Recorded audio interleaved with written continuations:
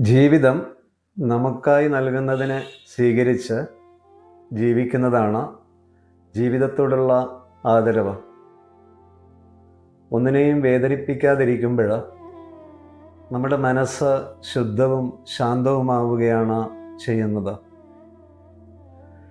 ഒന്നിനെ നമ്മൾ വേദനിപ്പിക്കുമ്പോൾ ആദ്യമായി വേദനിക്കുന്നത് നമുക്കാണ്.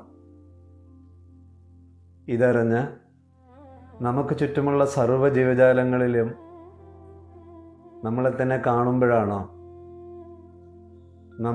നമ്മളെ സ്നേഹിക്കുന്നത് എന്ന് നമുക്ക് പറയാൻ കഴിയുക. നമുക്ക് ചുറ്റും കാണുന്നതെല്ലാം നമ്മളുമായിട്ട് ബന്ധമുള്ളതാണ്. ആ ഒരു ബന്ധം ആഴത്തിൽ നമ്മൾ ഉണ്ടാക്കുമ്പോഴാണ് നമ്മുടെ ഉള്ള് ഒഴിയുന്നത്.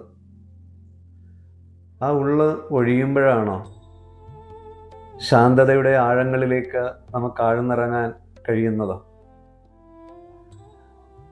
അതിനായുള്ള ആ ഒരുക്കങ്ങളാണ് നമുക്ക് നമ്മുടെ ജീവിതത്തോട് വേണ്ടത്.